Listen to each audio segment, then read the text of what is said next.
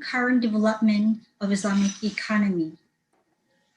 This event is co-organized by the National Committee for Islamic Economy and Finance, KNEKS, Bank of Indonesia, IPB University, International Association for Islamic Economics, Islamic Research and Training Institute, IRT Islamic Development Bank, the National Board of Zakat Republic of Indonesia, BASNAS, and also Indonesian Association of Islamic Economies, IAEI.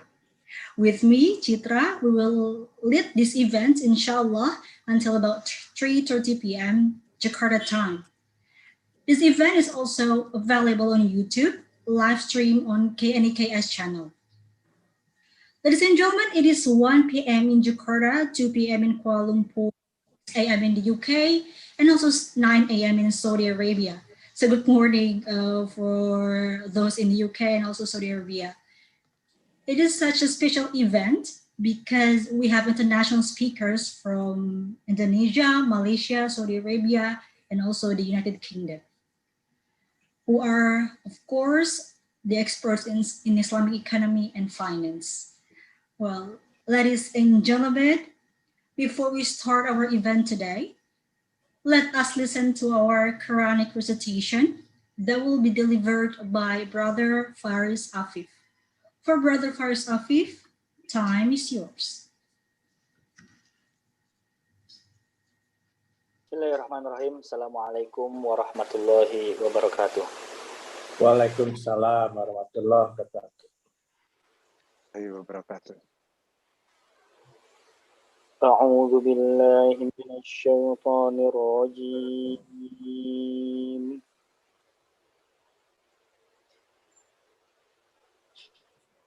Bismillahirrahmanirrahim.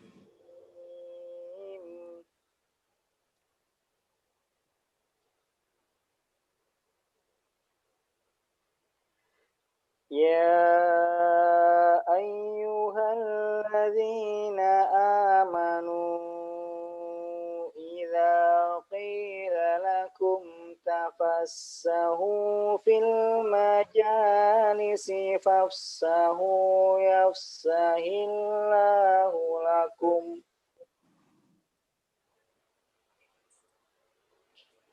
Wa idza qila anshuzu fanshuzu yarfa'illahu alladhina amanu minkum walladhina utul ilma darajat.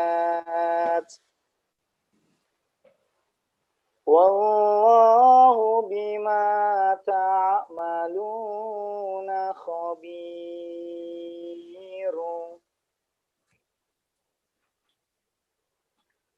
Ya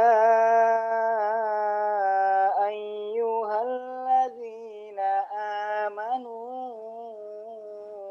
idza najaytumur rasula faqaddimu baina yaday najwakum sadaqah.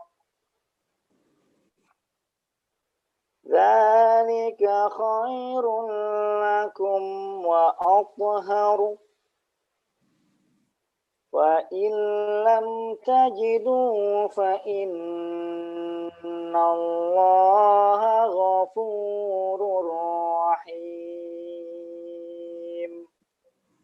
Shadaqallahul azim. Wassalamualaikum warahmatullahi wabarakatuh. Waalaikumsalam. Waalaikumsalam warahmatullahi wabarakatuh.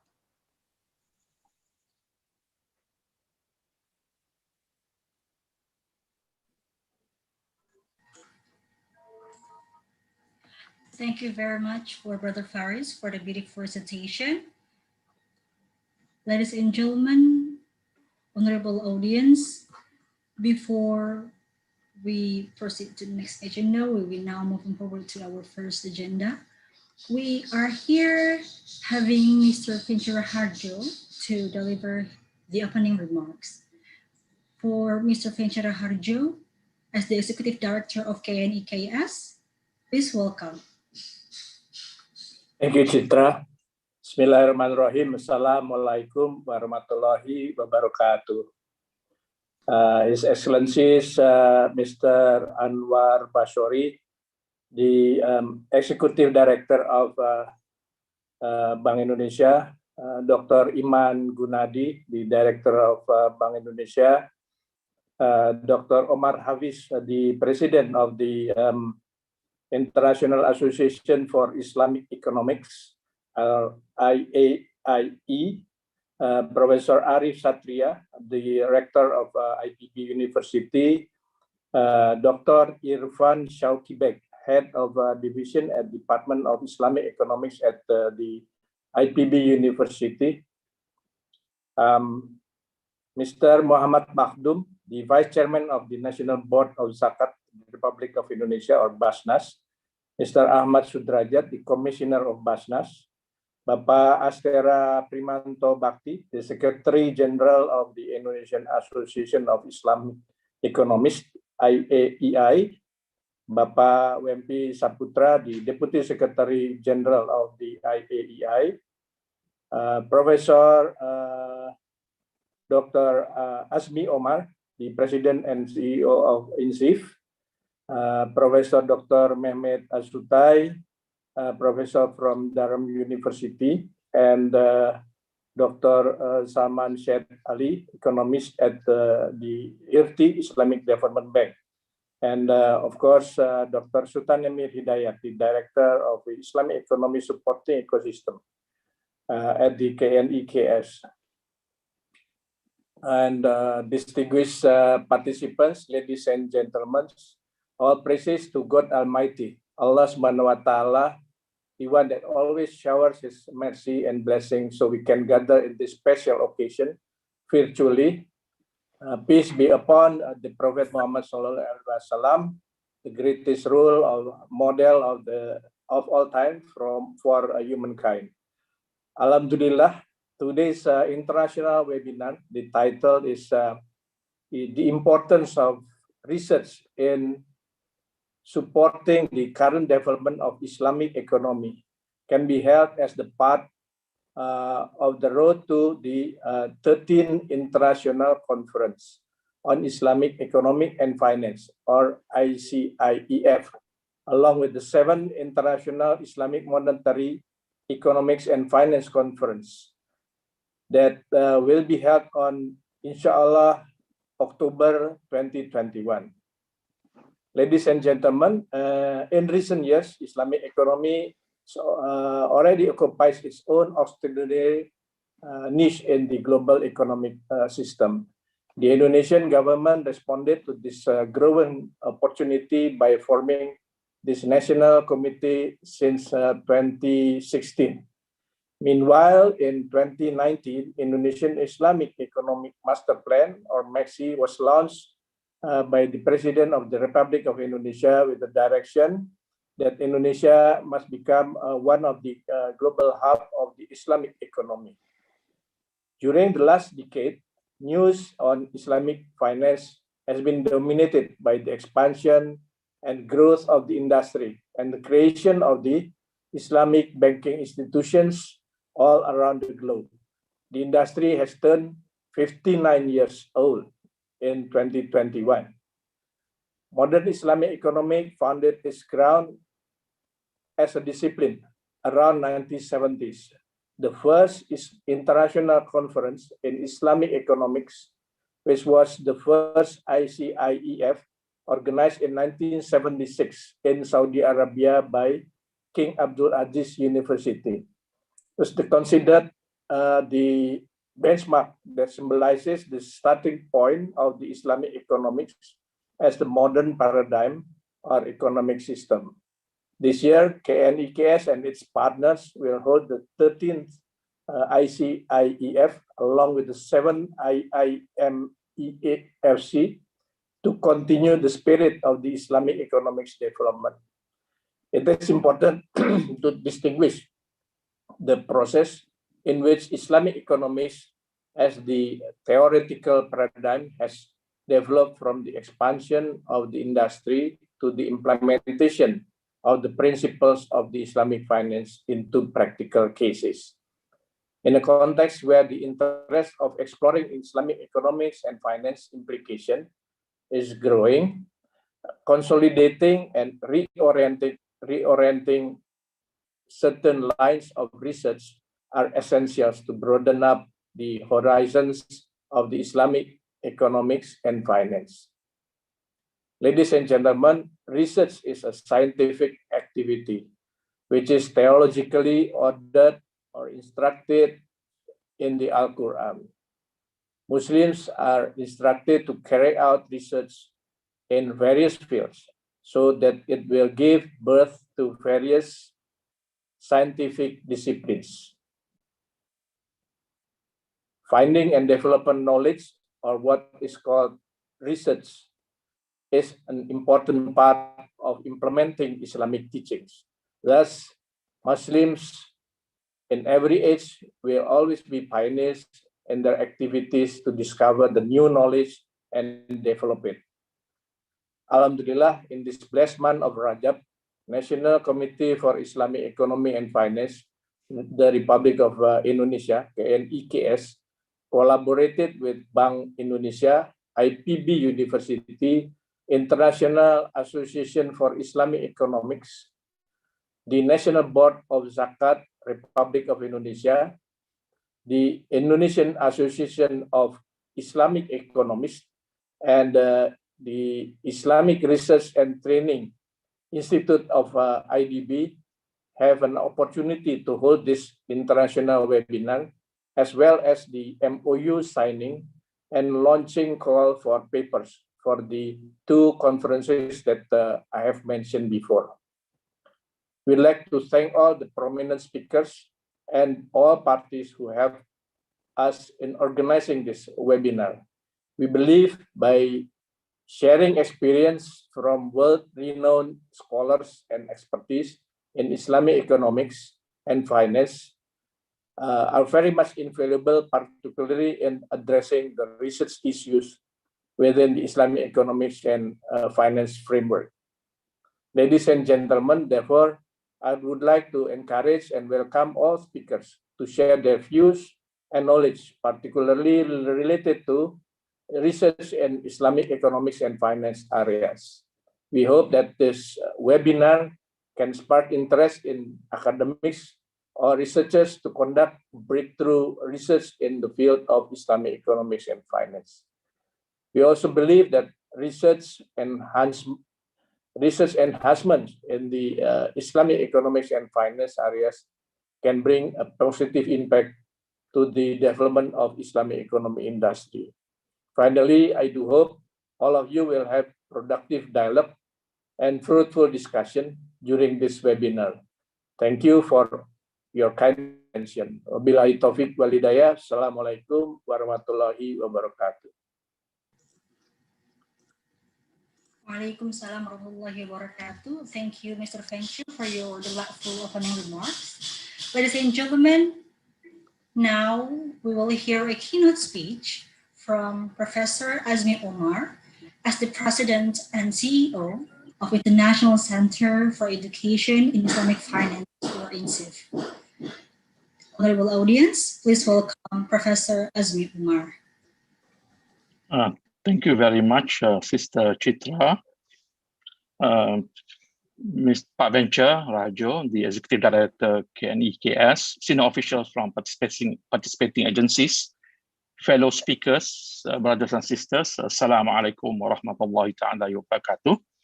As usual, let me thank the organizing committee for inviting me to share my thoughts on this webinar topic, which is entitled The Importance of Research in Supporting Current Development of Islamic Economy. And at the same time, let me congratulate the participating agencies who will be signing in a short while the MOU to organize the 13th conference. For your information, I'm also involved with the conference as a Vice President of the International Association of Islamic Economics. My topic this afternoon is to cover on the research in supporting current development of Islamic economy. But the approach that I'm going to do is not to discuss about the research topics, because I believe the research topics will be discussed by my fellow speakers in a short while. But what I'm going to do is to discuss on what we call the method of how research and innovation in Islamic economics should be organized so that we can have an impactful research that will be applicable to the country concerned. So the focus this afternoon is on applied research rather than the fundamental research, which is, again, another type of research done by many academics and researchers throughout the world. So again, the focus is on applied research, on how we can use certain models in order to bring impactful research so that it will solve problems that are needed to be solved by a country. So can you go to the next slide, sister? Okay, Emily, you know this, let me just share with you. This is what we call the MAXI of Indonesia, which talks about the whole master plan to develop the economy Sharia or Islamic economics in Indonesia. So when we talk about this Islamic economy, the areas is huge. Hence, the areas for research will be looking at, say, for example, the halal value chain. We can also look at Islamic finance. We can also look at SMEs. We can also look at digital economy. Notwithstanding those areas, we need to have a kind of the methods that we can use in order to have impactful research that will provide solutions to the country.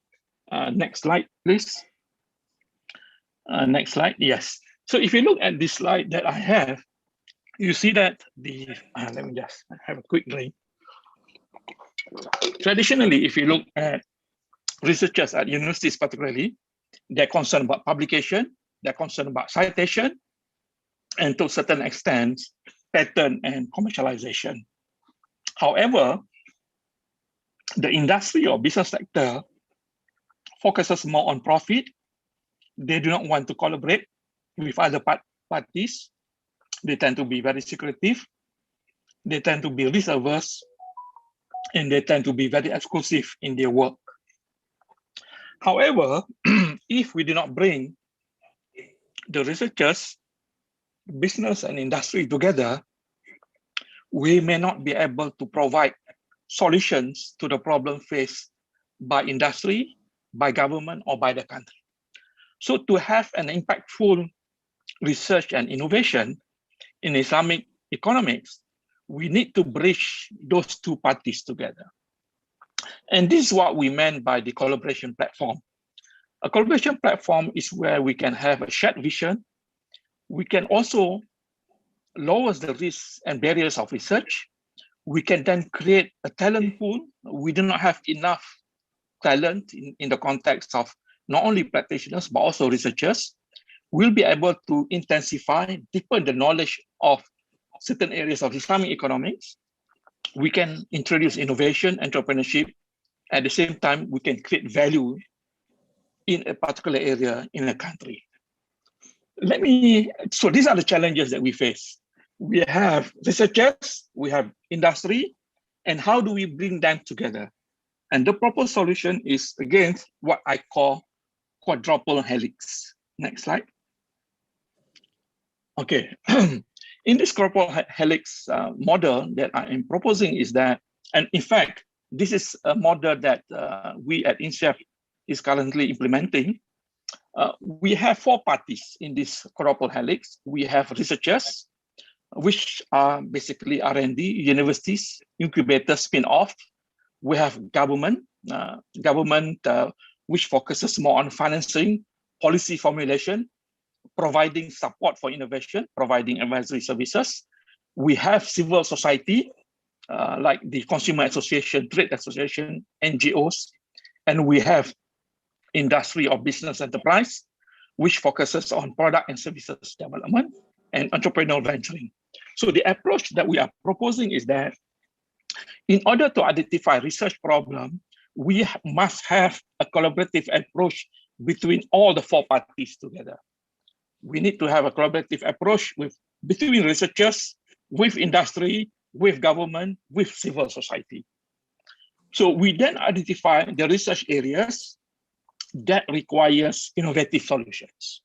So research areas are not developed by researchers per se, but this is developed in consultation with industry, with government, with civil society. So all four parties collaborate together in order to identify the research problems as well as to propose solutions. So in this approach, the third steps that I would propose is that after we identify the research areas that requires innovative solutions, we would then need to invite researchers and end users, which means that, for example, once we discuss the problem, we would then invite potential researchers together with industry partners or government or civil societies to propose solutions. And those solutions must be solutions that can be used to solve problems for the industry or for the country. Next slide. Next slide, please. Okay, this is the last slide. This is the model that we at INSEAF is currently implementing. If you notice here, you have demand-driven R&D, which means that the research is not developed by researchers per se, but these research areas are identified through the quadruple helix. University or researchers, together with the industry, the government, and civil society, collaborate together in order to identify the research areas, okay, and problems that needs to be solved. And the solution is basically market-driven delivery system. So solution is practical. It will be utilized by the industry. So what do we have in this particular case? For example, on the left side, you have reality check. Reality check talks about what are the challenges that a country is facing, or Islamic finance is facing, or Islamic economy is facing. What are the challenges? We need to develop the roadmap of how to solve those challenges. Once we develop the roadmap, we identify the issues, we then bring together the researchers together with the industry or business partners to solve those problems. So what is the outcome? Outcome is that you would have intensive knowledge. You develop knowledge clusters within certain areas. Say, for example, if we identify an area that is very important, as an example, as an example is food supply hub, for example, halal food supply hub, we would then have development of those areas in depth, which means that we'll be able to develop different knowledge clusters in the area of food supply, halal chain, as an example, or pharmaceutical product, halal pharmaceutical product. We'll be able to develop more talent, and we would then be able to develop disruptive innovation. So in this particular case, the model we are using is that the model where solutions are developed based on the need of the industry. So it is not purely what we call it research that is being done by envisioning what the problems are, but the problems are identified together with the other three remaining partners, which means that if you are from the university or research, then you will work together with the industry, the government, as well as the civil society. And this model that I'm talking about is a model that is currently being implemented in INSEAF to solve a number of issues faced by the industry as well as civil society. I'll give you an example. Currently, we are working, for example, with a couple of bodies in order to develop Islamic social finance issues. Because as we know, the issue of zakat, wakaf, and sadaqah are important areas that needs to be developed, that need to be put forward as solutions to the current crisis that we are facing. So how do we identify the problems? We bring in civil societies, we bring in regulated governments, we bring in industry. Banks could play a very important role, for example, in this particular issue. So developing together, identifying the problem, and proposing the solution, okay, based on problems that have been identified. So in this way, the applied research in Islamic economics and finance is really research that will enable a particular country to really develop and become for example, a champion in a certain area. So we believe this demand-driven approach and based on a collaborative platform, that is what we call quadruple helix, will enable the Islamic finance to grow further and be able to achieve the maqasid al-Sharia that we always talk about, promoting the benefits and avoiding harms. Again, with that, I end my short speech with thank you very much. Wabillahi taufiq wal hidayah. Wassalamualaikum warahmatullahi wabarakatuh. Waalaikumsalam warahmatullahi wabarakatuh. Thank you very much, Professor Azmi Umar, for your insightful keynote speech. Well, ladies and gentlemen, before we proceed to our main agenda, which is the panel session, we will witness virtual MOU signing ceremony between KNEKS, Bank of Indonesia, IPB University, International Association for Islamic Economy, BASNAS, and also IAEA. For the honorable audience, the cooperation of KNKS and all partners that I mentioned beforehand actually encompasses terms and conditions in the 15th International Conference on Islamic Economics and Finance, or ICIEF, and also the 7th International Islamic Monetary Economics and Finance Conference, IIMEFC. For your information, honorable audience, the 13th ICIEF is the oldest scientific conference on Islamic economics in the world, and Indonesia will be the host this year. This event will be held along with the 7th International Islamic Monetary Economics and Finance Conference, IIMEFC, on October 2020. At the same time, the ISAF, the Indonesia's biggest Islamic economics annual event. Ladies and gentlemen, we will start with the signing of the first representative from each institution.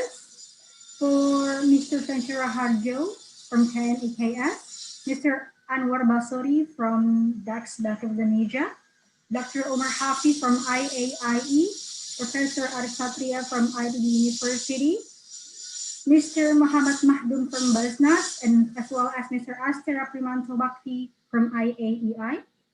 Now you may sign the document, please.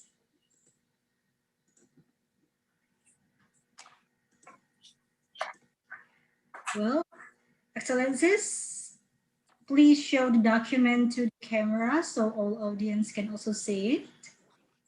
Well, ladies and gentlemen, now we can see this is the signed MOU between all parties. All right, enough. Thank you very much, gentlemen, for your time and for signing the MOU. Next, the MOU will be signed by the second representatives of each institution. For Dr. Sultan Emir Hidayat, Director at KNEKS, Dr. Imam Gunadi from DAX Bank of Indonesia, Dr. Ivan Shokibek from IPB University, Mr. Ahmad Sudrajat from BASNAS, and also Dr. Rampi Saputra from IAEI. Excellencies, you may sign the document now, please.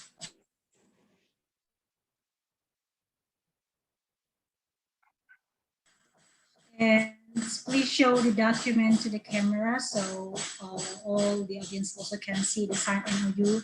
So every institution, each institutions have two representatives to sign the MOU. Thank you, gentlemen.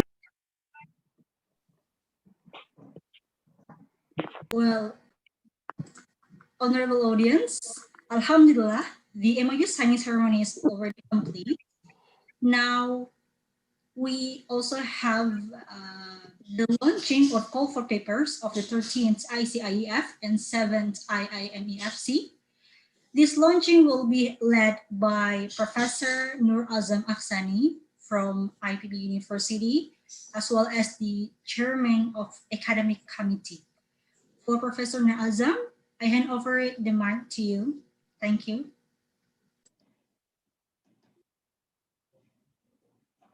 Thank you, Sestita. Could you hear my voice? Yeah, clearly. Okay. Bismillahirrahmanirrahim. Assalamualaikum warahmatullahi wabarakatuh. First of all, Alhamdulillah, syukur to Allah, thank to Allah, the Almighty, the only God of the universe, and also salawat and salam for our Prophet Muhammad Rasulullah SAW and all his ummah. until now, including us. And also again, thanks to National Committee of Economic and Finance in Indonesia, IPB University, Bank Indonesia, Institute Islamic Research and Training Institute, International Association of Islamic Economic, Basnas, and also Indonesian Association of Islamic Economic for the very good cooperation and support in conducting this occasion and international seminar. Distinguished guests and participants, as the chair of the academic committee for the international conference, let me now officially launch the international conference and also call for paper. The 13th International Conference on Islamic Economic and Finance, and also the 7th International Islamic Monetary Economic and Finance, with the theme strengthening Islamic economic and financial system in the post-pandemic era, digitalization and sustainability. In this conference, we have 10 topics as stated in the in your computer, and the conference will be held in Jakarta on 25 until 27 October 2021. I think so. With saying Bismillahirrahmanirrahim, hopefully the conference will attract many scientists from all over the world to come together to discuss the topic of Islamic economic and finance, and hopefully can also solve of many of our problems. Thank you very much. Assalamualaikum warahmatullahi wabarakatuh. I give again to Ms. Chitra. Thank you. Well, thank you very much, Azam, for a very informative description regarding the two conferences. For those who have keen interest in Islamic economics and finance, please prepare yourself to join these two prestigious conferences. Further information will be updated soon on our websites. Well, the Honorable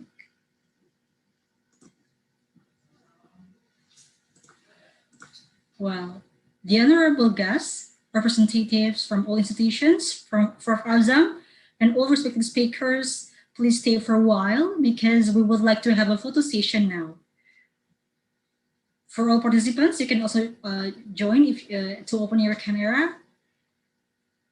So committee, please help me to capture it. Everyone's ready for the camera.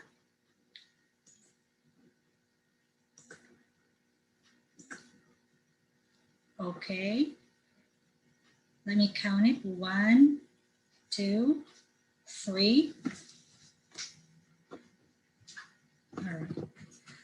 Again, next screen. 1, 2, 3. Yeah, thank you very much, all the respected guests, speakers, participants, ladies and gentlemen.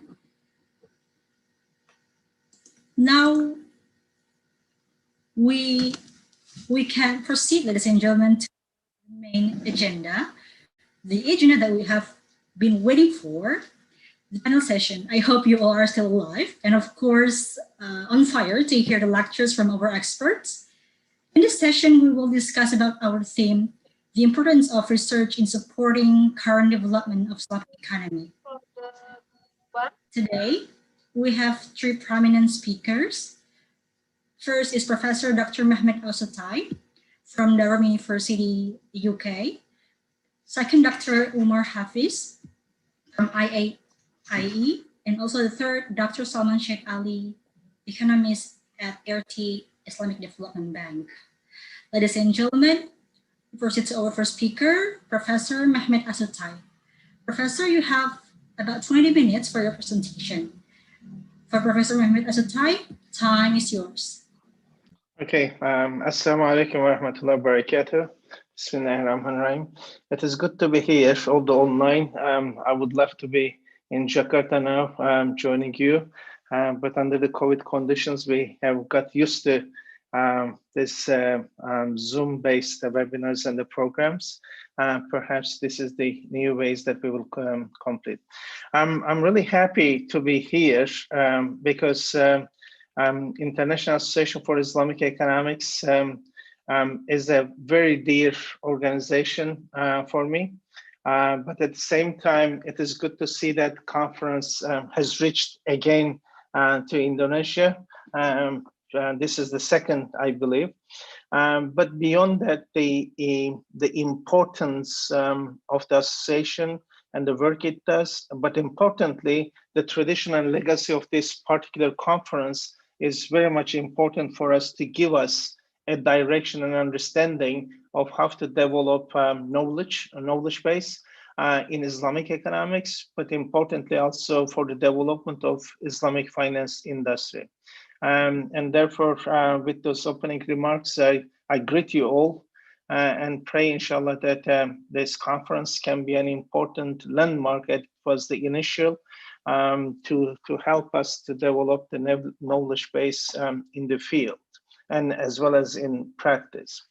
When we look at the very first conference, of course, as mentioned, 1976, and considering the difficulties during those years of bringing together a large number of people from the Muslim world, it directly tells us the dedication of the founding fathers of developing this alternative and alternative ways of looking at economics, finance, but importantly, the society, because economics and finance cannot be divorced from the larger society.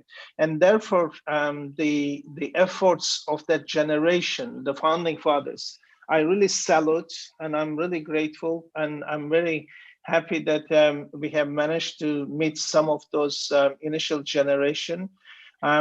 In particular, their effort of having the first conference in Mecca is particularly symbolic in terms of this re-emergence of Islamic economics in the form of articulating the Islamic identity in the economic and the finance realm.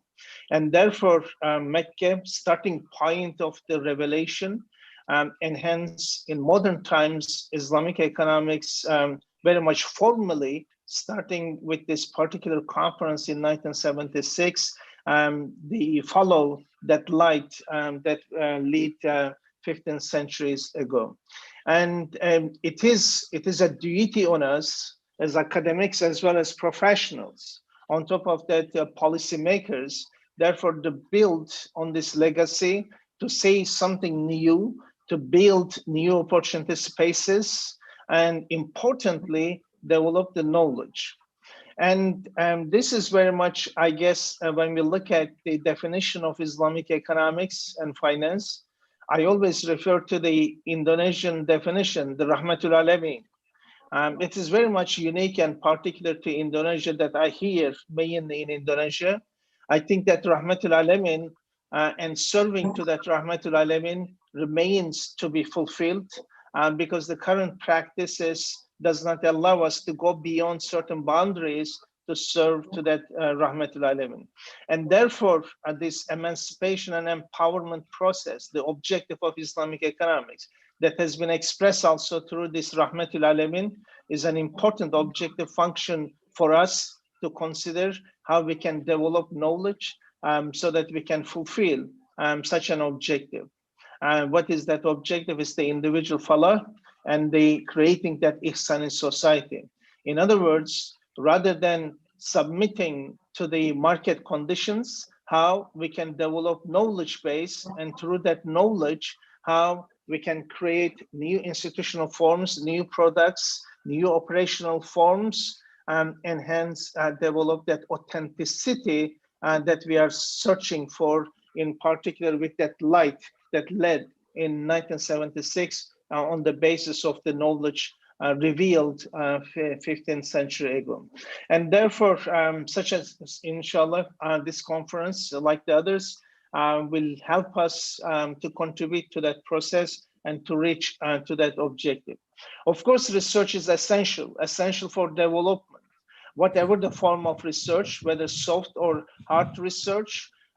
Through research, we give meaning to what we have around us. Whatever that around us is, regardless of, in order to be able to understand that, we have to develop that knowledge base. And knowledge base is only possible through research. When Muslims had curiosity is to understand the world, they reached to the zenith of their civilization by creating that knowledge.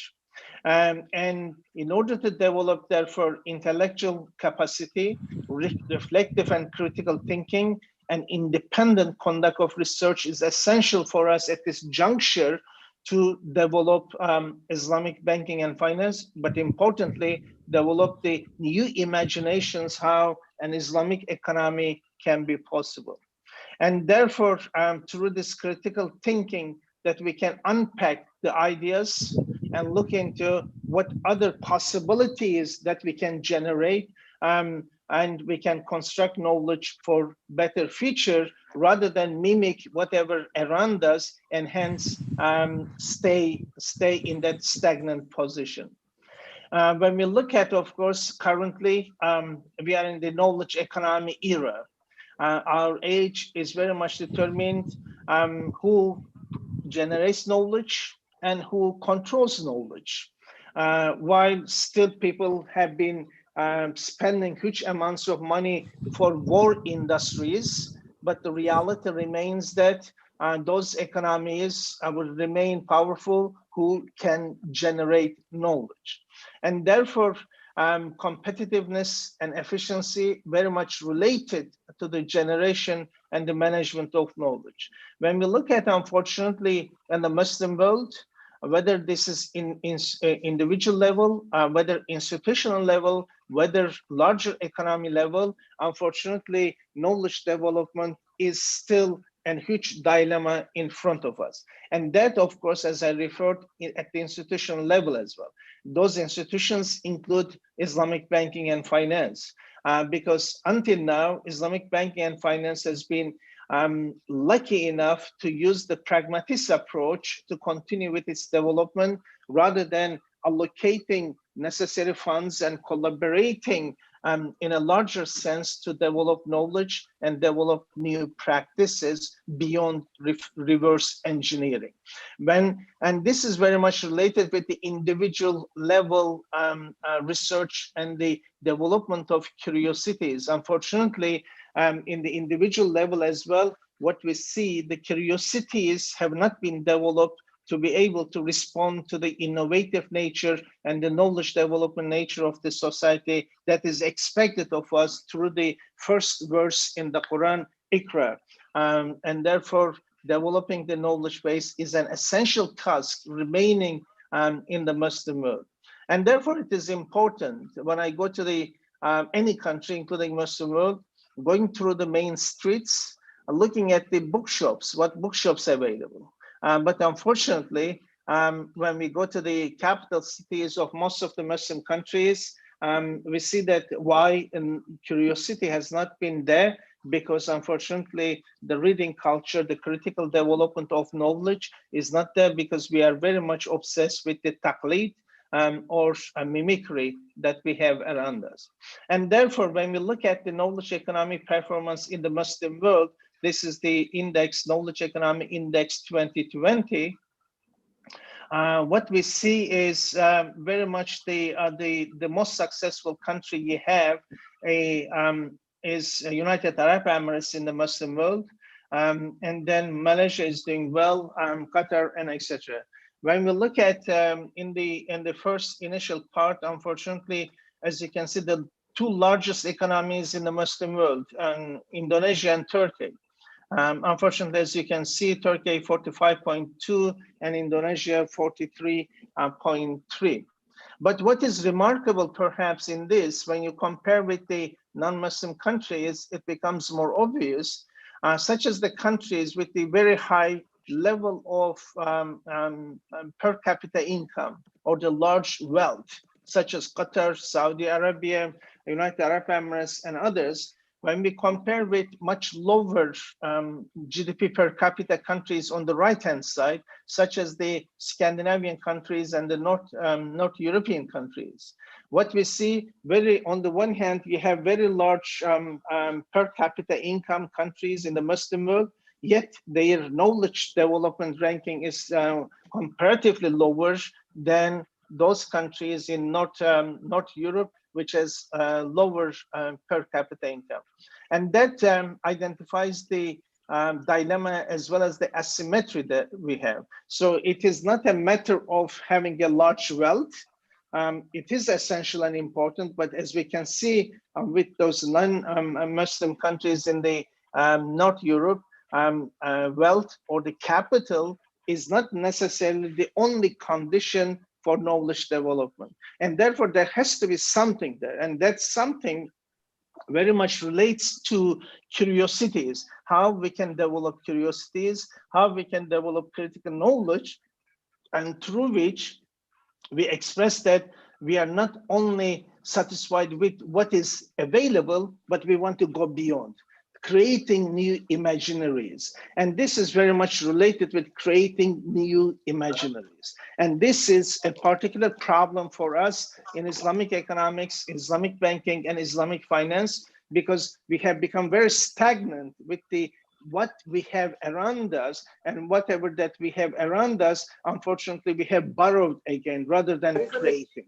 And therefore, we have to look into how these new imaginaries can be created, how new ways of looking at the reality is what we call economy and finance around us can be developed. So therefore, these are important. I think we have too much noise there. These are important indicators, such as the knowledge economy index is an important indicator for us as to where we are and what we want to achieve, because this is essential issue for our Islamic economics and finance. And when we look at, of course, knowledge economy and innovation is an essential part. Professor Azmi mentioned as well. And when we look at research leads to innovation, that of course contributes to knowledge development, and that enables us to reach growth and development, whether that is personal level, whether that is institutional level, such as banks and financial institutions, whether it is at country level. And we have, of course, quite a number of empirical evidence showing that this particular paradigm knowledge development leading to economic growth and development, it is there. Of course, we have different conditions for that. That condition is that whatever the knowledge we develop, we want to see it contributes to the development of individual as well as other stakeholders, because Allah subhanahu wa ta'ala created everything that we have around us with a development path as identified with Rububiyyah. And therefore, whatever the knowledge base we have, rather than working in the interest of markets, but this Rahmatul Alamin is an important factor for us to consider to fulfill. And therefore, that distinction that I want to underline. And that distinction perhaps therefore is particularly important for us in the emergence of Islamic economics and finance. Islamic economics and finance did not emerge because of the market conditions. It emerged very much with the idea of bringing this Islamic ontological knowledge, shaping economic and finance, contributing to the identity completion process that Muslims express. In other words, being a Muslim has to express itself in economics and financial matters, and therefore this knowledge base articulated directly in everyday life as well. And therefore, in the emergence of Islamic economics finance, we have knowledge base of Islam, particularly determining how institutional forms, and then in a system, in terms of system, how a system can be generated, and therefore, and what we see an emergence of system as a discourse. Of course, Islamic banking and finance later became dominant only as a sector, but our objective, therefore, is to look at one, how this sector can be developed into a knowledge-based practice, and also importantly, how an Islamic economic system can be generated. And this is particularly important under the current circumstances of COVID, because with COVID, what we have seen, what Islam aims at developing a balanced society is something that we have to concern with. With COVID, the inequalities in the societies have increased, and we have seen that the share of the capital has become more even dominant compared to pre-COVID period. And therefore, the whole objective of Islamic economics, bringing capital under the service of the society, requires research into developing new possibilities, new ways of looking at reality. And methodologically, therefore, when we look at it is very much the negotiating the existing cognitive system that we have around us by saying La ilaha, rejecting what is available there, and then with illallah, developing the counter hegemony by defining every component of this emergence system. And therefore, on the one hand, perhaps we can negotiate with the existing, but what is the objective is negate. Okay, the market is there and we are part of that market. We can negotiate despite the fact that we are expected to negate, but what is important to develop the counter hegemony with illallah. And therefore, when we look at again the methodological base of this knowledge, we see the shahada, and the shahada very much relates to I bear witness. And we do not say that I believe that there is. What we say, I bear witness. That bearing witness is an important factor with us because it requires an informed learning, an informed understanding, and therefore the importance of knowledge for us. In other words, belief does not require informed understanding, but bearing witness requires directly a knowledge. In other words, without knowledge, you cannot understand Allah. In the same way, without knowledge, we won't be able to develop new knowledge, new practices, and new way of looking at reality. Therefore, when we look at the whole system understanding in developing an economy and developing institutional forms of that economy, the Islamic order is very much expressed with that knowledge base, based on that shahada, and very much relates to Tawheed in terms of complementarities, and it aims at emancipating and empowering individuals. That is expressed in the worldview, again, knowledge-based Islamic worldview, and that is very much the life is privilege, the humans searching for falah through ihsan for society. And that brings us the constitution of the social formation, again, through that knowledge base. It is embedded social formation. Then the systems emerges out of that economic system. Therefore, we have to define what is the Islamic modes of production, what is the Islamic value theory, and what is the distribution theory, so that we can develop a knowledge, a particular social formation. As can be seen, in every aspect of this, knowledge is a knowledge creation process. And it is a knowledge driven worldview. It is not market driven. So our objective, therefore, how this knowledge driven understanding the system can therefore develop its own consequences, its own institution, its own axioms, the way market operates, not the other way around. So we are not fitting, our objective is not to fit into the market and have to bring Islam how it can fit into the market, but the narrative has to run the other way around. So within this knowledge-driven understanding, how we can develop the necessary knowledge and practice which can shape the market.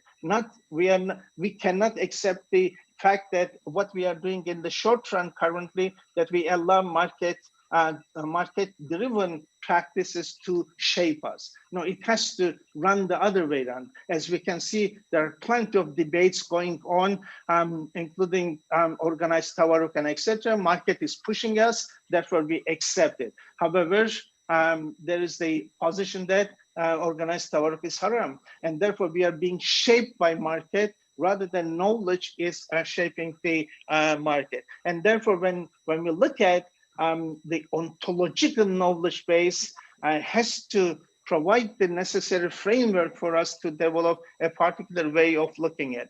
And therefore, when we look at the Islamic finance industry, what we see is this particular challenge, the reverse engineering, bringing the available products into the realm and then looking into how they can fit into how Islam can legitimize those products. And however, the objective has to be, as described here, through a knowledge base, how we can develop the structures, including finance structures, so that the original aim of rescuing land, labor, capital, and human can be possible, so that the justice can be essentialized, ihsan can be essentialized. And therefore, the knowledge development is an important challenge for us in Islamic economics research, but Islamic banking and finance practice, so that we have to look into how new structures and capabilities can be developed.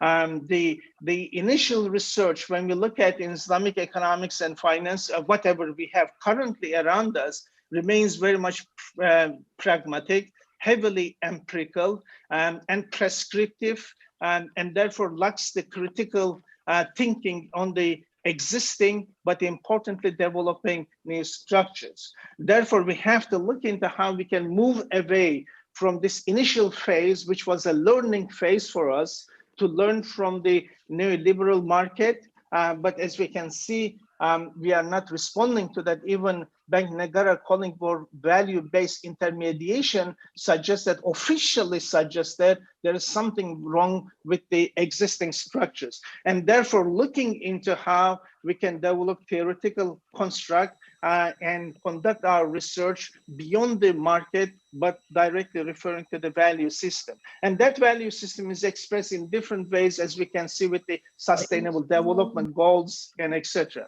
And therefore, when we look at this, so far what we have achieved in Islamic banking and finance, moving capital, the usual story, but using the Islamic metaphors, the legitimization, the Sharia compliancy, and etc. But what we have resulted in very much creating transaction costs. And therefore, research and development is essential, how we can create the authenticity to respond to the everyday people's miseries in the Muslim world. So the whole objective is not only capital movement, but it goes beyond that within this Rahmatul Alamin, with this knowledge-based or the knowledge-driven understanding, how we can fulfill the expectations. And therefore, we cannot squeeze ourselves to the metaphors, but bring the Islamic knowledge to shape us. And therefore, when we look at theoretical studies, it's very much limited. And unfortunately, whatever we have is lacking sophistication. Conceptual studies, again, mainly within the mainstream. Empirical studies, plenty of empirical studies, but that remains, unfortunately, repetitive and mirroring. However, we don't need to be pessimistic. This is a learning curve, and this is a short-run trajectory that we have had. But what is important now, with all these programs, Islamic economics and finance programs around us, with all these conferences that we have around us, how we can create a new imaginary. And therefore, the conferences are important for us to contribute to research, but unfortunately not for the sake of organizing conferences, with the objective of responding to certain curiosities are important for us. And therefore, when we look at whatever happening in the industry, starting with mimicry, converting into hybridity, and very much resulting into mirroring, is very much happening in the research as well. We are doing the same thing in the academia.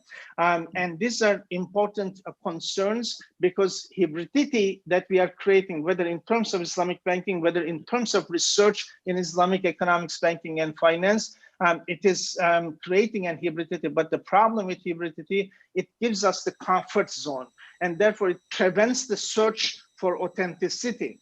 And therefore, we have to force for this authenticity in the programs. Research has to be essentialized in our Islamic economics, banking, and finance program, so that we can move from this hybridity, the comfort zone of hybridity, and move into challenging areas of reconstituting knowledge in terms of the cultural purity that we are referring to, and that cultural purity is very much the Islamic ideals. And therefore, rather than following and making the easy process of borrowing from conventional and Islamizing whatever the conventional there, we have to look into how we can give meaning to economic realm around us by creating sahih knowledge, authentic knowledge, by keeping us away as much possible from imitation and repetition,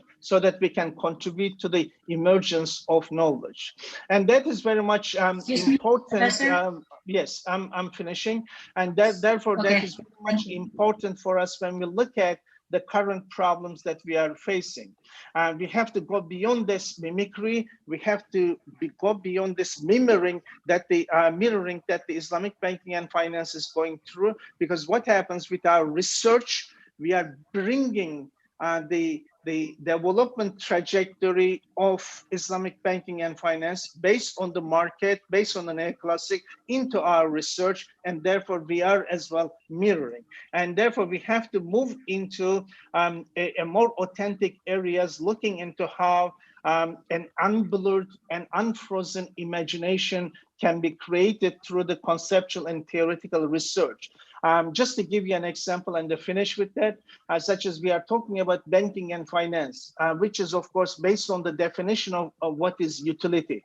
That has not been debated, such as what is utility, whether utility is acceptable in Islam, whether we are talking about another function, perhaps fala function, and also such as capital. Banking is based on capital. What is capital? Because riba prohibition is not only an instrument of producing the same result, but riba prohibition directly relates to definition of capital, what particular definition of capital we have and how we can work around it, such as the modes of production, such as the value theory, and etc. So therefore, we have to go back after this initial learning phase.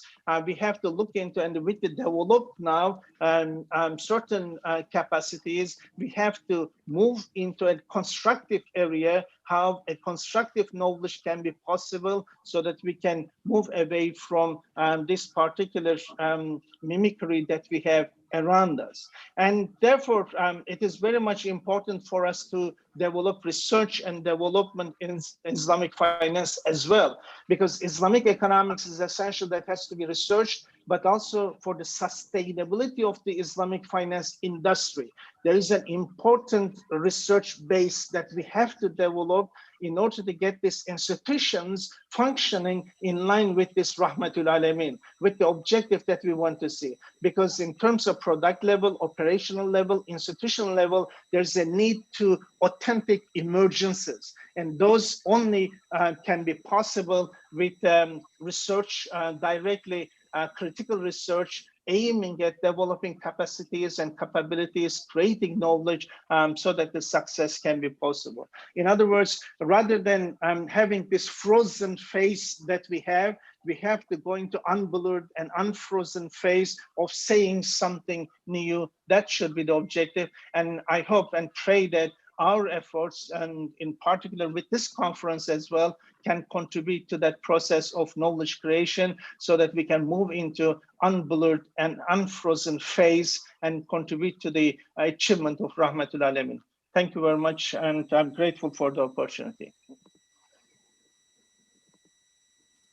Thank you very much, Professor Mehmet. So Professor Mehmet explained and emphasized that Islamic economics and finance actually emerge as an alternative paradigm constructed through the normative rules of Islam. And actually, this science is a knowledge-driven, not the market-driven in its core. So recently, Professor suggested that research and studies, the theoretical and also conceptual studies, should be conducted more than rather than mimic the conventional theory. Okay, thank you, Professor. Moving on to the second speaker.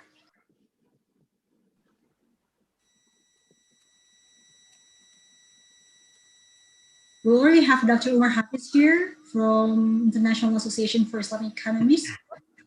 Dr. Umar Hafiz, yes, thank you. Thank you very much, please Sister Sitra. welcome, sir. Should I share my presentation or you have it on your screen? Our operator will help you, sir. Should I share? No, no need. Our operator will share it. Yeah. Yes, okay. Okay, thank you very much. Bismillah ar-Rahman ar-Rahim. I am feeling honored today to participate in this great event representing our association, the International Association for Islamic Economics. And I am very grateful to our hosting institutions from Indonesia who are enabling us to organize our 13th international conference in Jakarta, inshallah, in October 2021. I'm very delighted to also attend the signature of the MOU and the call for papers. Thank you very much for everybody, all attending and hosting, organizing of this event. My talk today is about, the title has been defined by the organizers, the importance of research. I added D for that. So I'm going to talk about the importance of research and development in supporting current development of Islamic economy. So I'm trying to make some additions to what Professor Azmi, Professor Asutai has been presenting a very rich information, very informative. Thank you very much for them. And now, if Sister, you can just please next. Next, Sister.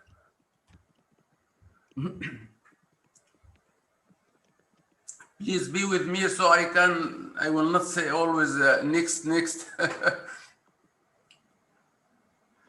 Okay.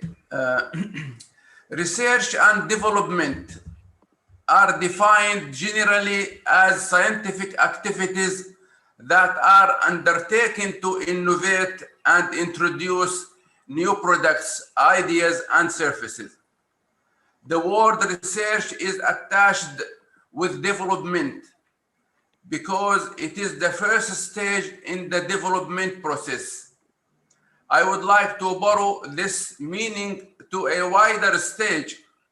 R&D is not only a process to create new or improve technology that can provide a competitive advantage for a country. R&D is more essential to make a change, and it is the key element of any economic development. Sister, R&D represents the activities countries undertake to improve their existing situation and allow a country to compete with other countries and stay ahead of its competition, especially in economic situation. A lot of funds are spent on R&D. It is reported that world expenditure in nominal value in 2010 was $1 trillion. In real terms, in 2018, China only spent $275 billion. In 2016, only USA spent $511 billion. Japan spent $166 billion. And Germany spent $119 billion. I think that R&D is a common term which means to move to an objective to upgrade your economic situation for a better well-being of people. Who spent the most on R&D in 2018? There are 10 international companies who spent the most on R&D in 2018. Amazon was the first. They spent 22.6 billion US dollar on R&D. Second, Alphabet, 16 billion. Third, Volkswagen, 15 billion. Fourth, Samsung, 15 billion US dollar. Intel spent 13 billion. Microsoft spent 12 billion. Apple spent 11.6 billion. Roche spent 10.8 billion. Johnson & Johnson spent 10.6 billion US dollar. Merck spent 10.2 billion. You can see how much important is investing in R&D. This is why they are on the top of the world economic activities. Okay, now what is next? Why is, yes, madam. Now we are using the term Islamic economy. What is an Islamic economy? Not Islamic economics. We are differentiating between Islamic economics and Islamic economy. What is Islamic economy?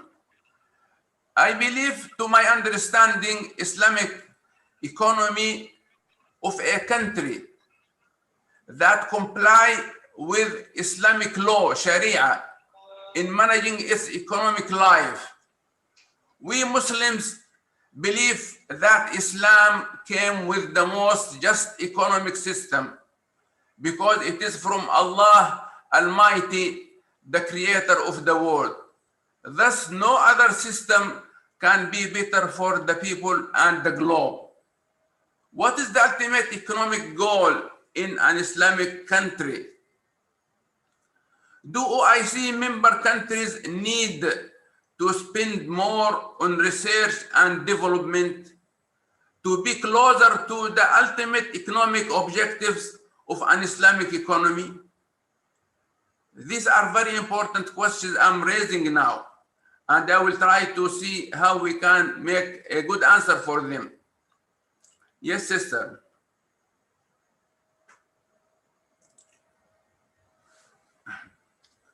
Sister, should I bring mine?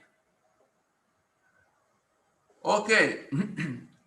I want to quote from a book written by Dr. Umar Shafra. He is a very well-known Muslim economist. He wrote a book in 1995 about Islam and the economic system. I just short quotations from him to show what is the objectives of an Islamic economy. He said, the ongoing revival of Islam in almost all Muslim countries has created the need for a clear, integrated picture of the program that Islam has to offer to realize the kind of well-being that it envisages and to counter the different problems now facing mankind, particularly in the economic field.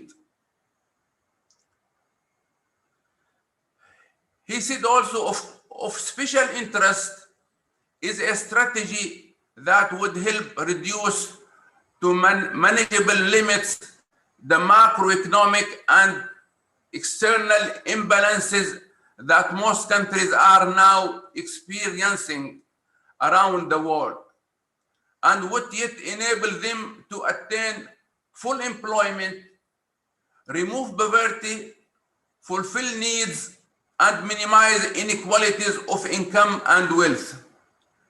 Can the Muslim countries formulate such a strategy within the framework of the secularist world view of capitalism? socialism and the welfare state? Can Islam help them realize their goals? If so, what kind of a policy package do Islamic teachings imply? This is very essential questions. Is R&D important to answer these questions? For sure. Generally, although 3 of our OIC member countries are part of the G20, OIC 57 member countries are classified as developing countries, mainly because of economic conditions. Some of them are classified as underdeveloped. I will go to the main economic elements of the situation according to CISRIC, the research arm of OIC organization. I believe R&D is a group of basic and applied studies creating a process of actions intended to make a change and development towards the ultimate economic goal. The rewards of R&D are to provide the expected required social financial results to reach the planned goals in a certain time and region. Yes, sister?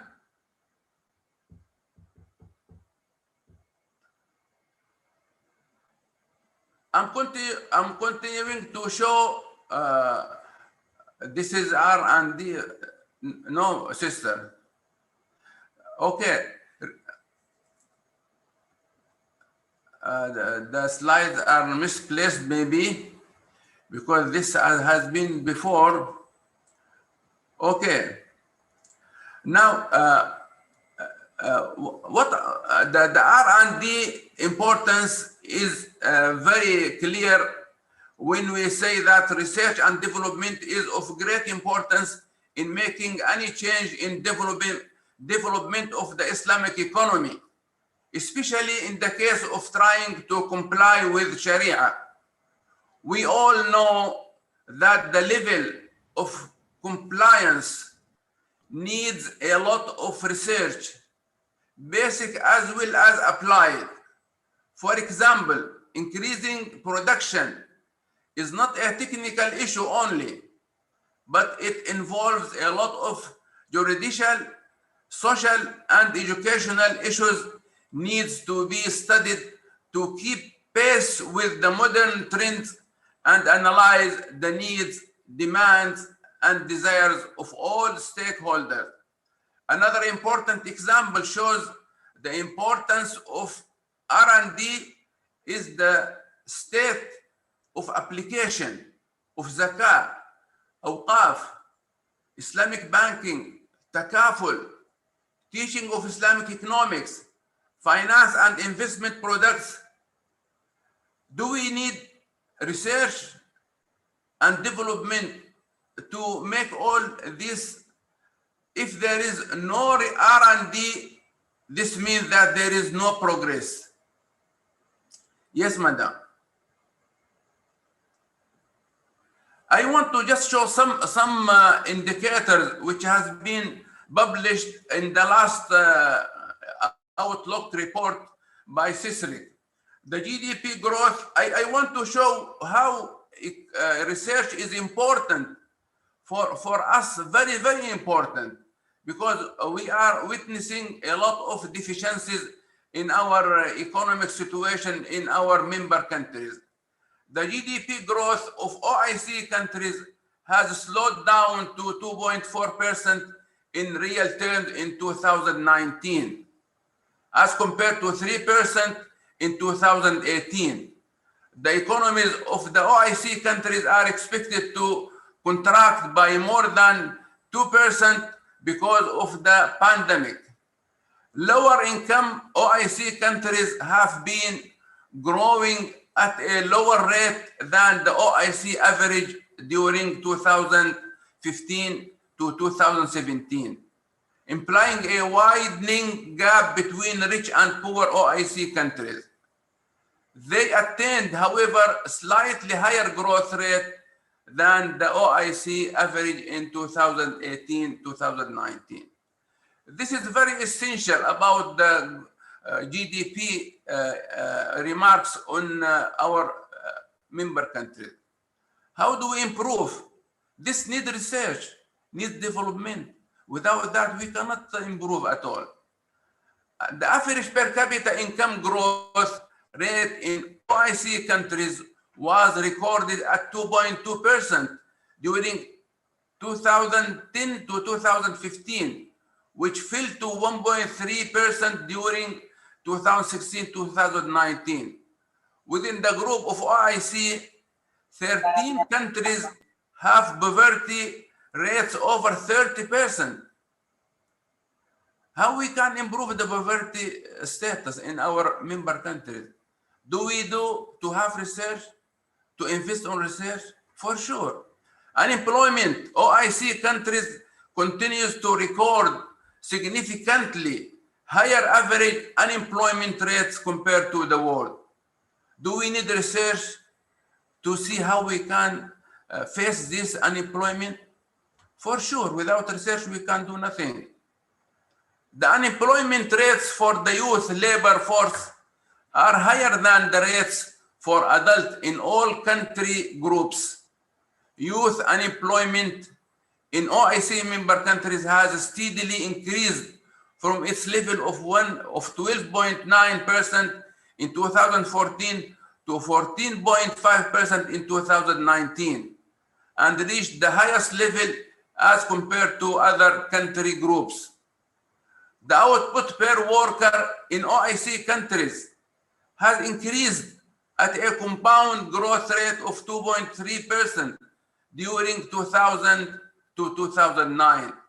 But this rate declined to 1.7% during 2010 to 2019. This is very essential. Average worker in OIC countries produces only 29.7% of the output produced by an average worker in the developed countries. This is a very big difference between us and other countries. Do we need research to see how we can face this? For sure. Without research, there is no progress. Inflation rates have been on the rise. It increased from 5.8% in 2016 to 9.1% in 2018. However, the rise in average consumer prices slowed down to reach 8.1 in 2019. On aggregate, consumer prices have increased by 51% in OIC countries, 25.6% in non-oil developing countries, and 7.8% in developed countries during 2013 to 2019. Inflation is very important one. How we can face it? There is very little applied research in each of our OIC member countries how the government, the whole society may face the inflation rates going on. The fiscal, this is the last indicator I want to make. Fiscal balance over the last several years, the OIC member countries witnessed a sharp deterioration in their fiscal balance. High dependence on commodity and primary goods exports makes many OIC member countries particularly vulnerable to price fluctuation. There were 10 OIC countries with a fiscal balance surplus in 2019. This number decreased to 8 in 2019. These indicators showed the importance, the urgent importance to make a research how to face this, to be close to the ultimate goals of economic situation. Yes, the last page, Madam, Sister. What is the conclusion? There is no doubt about the importance of R&D in its general or specific definition that relates it to technology and innovation. Even though I consider making a change of economy to comply with Sharia in this world and in the time being by itself is an innovation. So we are trying to make two things in the same time, complying to Sharia and fulfilling the requirement of being in a better situation of well-being to our people in our member countries. The international state of economies for sure will be better by being close to Sharia rules and teachings. The indicators of OIC member countries showed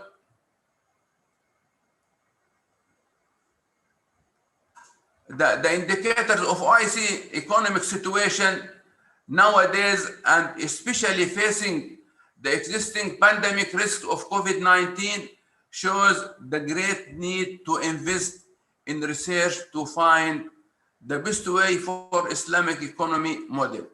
Thank you very much. Wassalamu alaikum wa rahmatullahi wa barakatuh. Walaikum salam warahmatullahi wabarakatuh. Thank you very much, Dr. Umar Hafiz.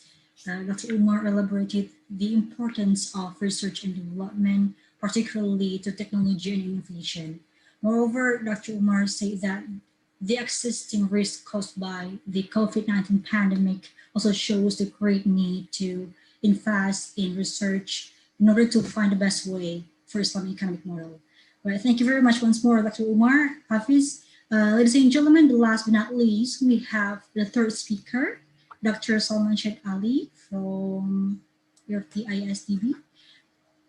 Now, Dr. Salman will explain the importance of research in current development of Islamic economics from different perspectives. Without further ado, please welcome Dr. Salman. Assalamu alaikum wa rahmatullahi wa barakatuh. Wa alaikum salam. Bismillah ar-Rahman ar-Rahim. It is my honor to be here. I would rather like to share my slides myself, so don't worry. To begin with, I would like to thank KNEKS, their Executive Director, Honorable Mr. Venji Raharjo, and all other participants, brothers and sisters. Assalamu alaikum wa rahmatullahi wa barakatuh. The two eminent speakers and the initial discussion before signing of the MOU has already discussed in detail the importance of research, etc. So I will not go into that much detail. I would rather go with, if you can stop sharing, then I will be able to share. I cannot share until, yeah, thank you.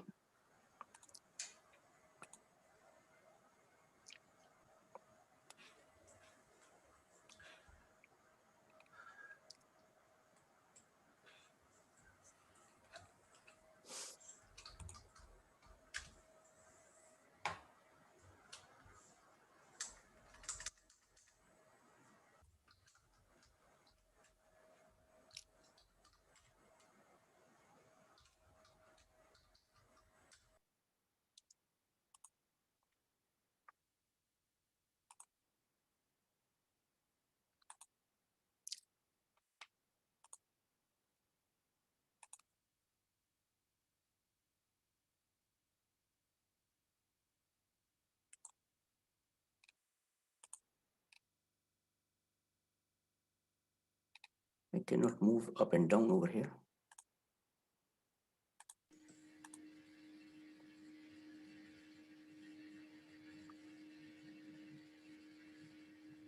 If you still cannot show it on the screen, we can help you, Doctor.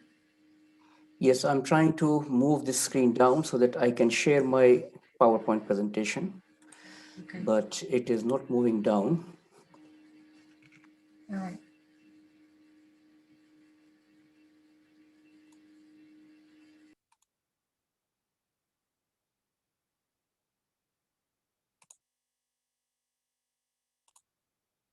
No.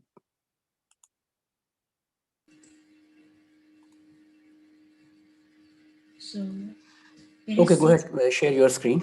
Then, yeah. so basically, I would like to talk little, not that long, on 7 points. And those 7 points are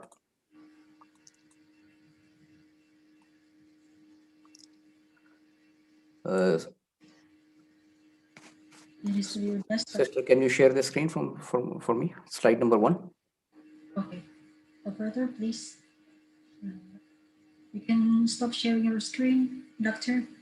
And okay, we'll be ready to show your presentation slide. Okay, this one.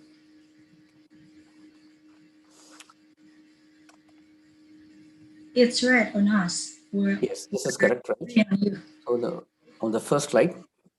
Okay, first slide, please. So this is a research perspective, and I will cover only, next please.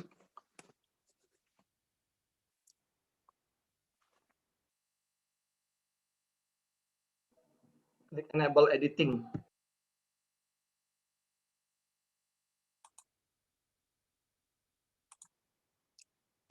Okay, if you can give me back the control, I will do that.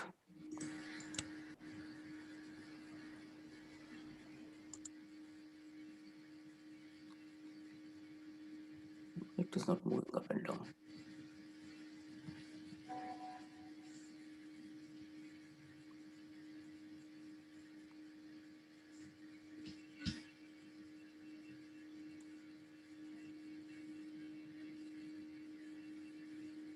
It is already seen. At my screen, it is just showing me two things. Yeah.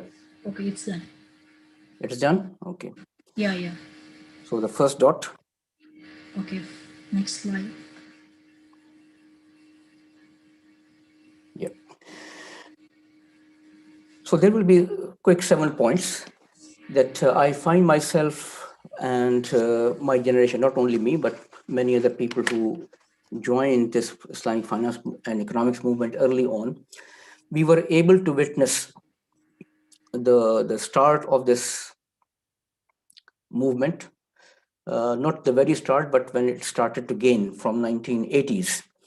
Although the first conference was in 76 and writings were much earlier, but from 1980s onwards, we became part of this movement first as a student and then as contributing movement. So we have seen the growth, we have seen how it went to its peak and how the thinking declined and then again peaked up, how the things moved from economics to finance and back to economics.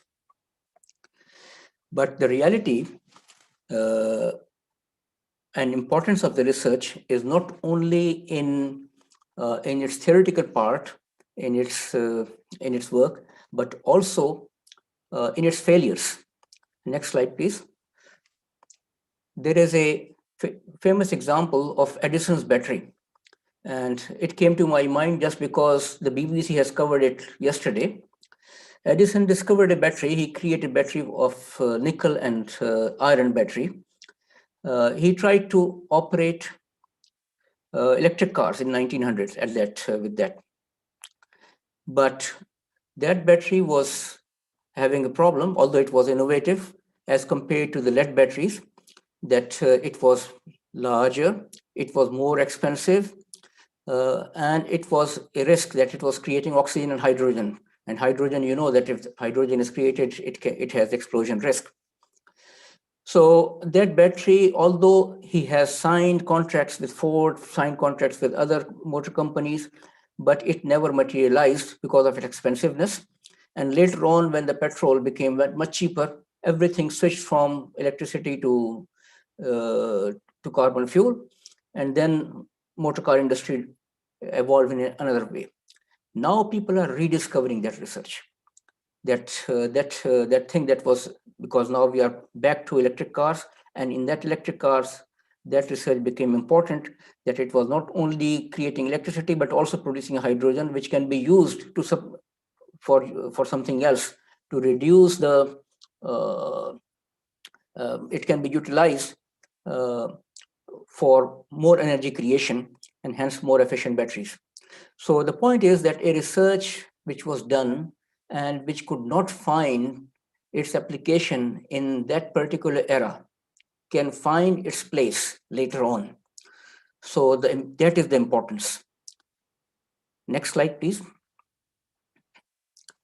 So there can be, Dr. Mehmet talked about theoretical aspect, Dr. Umar Hafiz talked about the importance, but what are the prospective areas?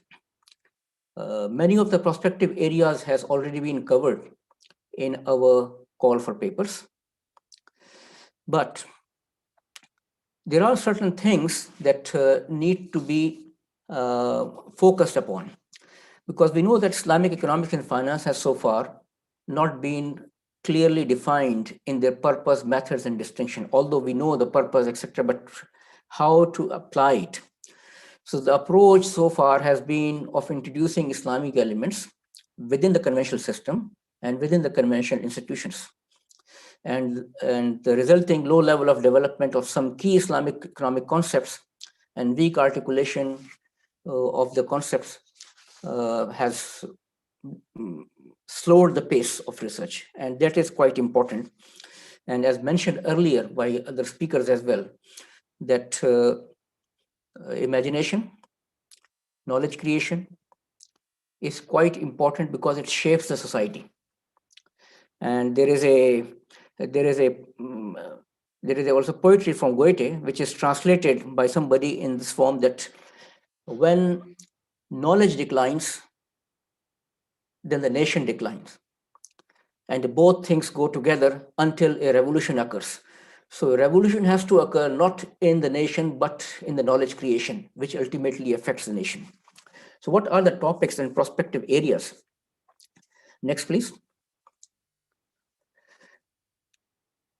Some prospective areas include social finance, institutional change, addressing social dilemmas. I think addressing social dilemmas is a key issue that Islamic finance or Islamic economics should focus on.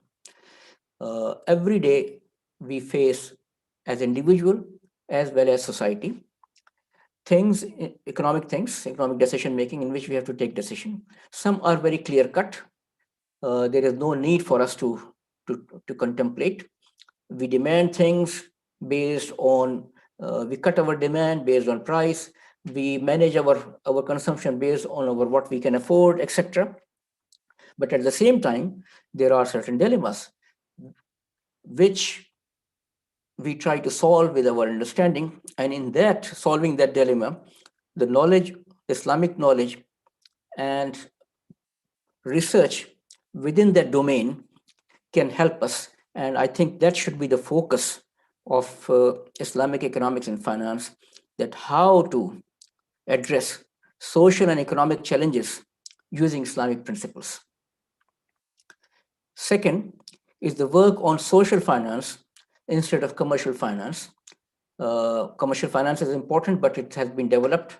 Social finance is not that much developed, and which is the unique aspect on which something can be contributed easily. The third potential area for research, which is also reflected in the call for papers, is the issue of environmental protection, circular economy, because this is closer to Islamic perspective.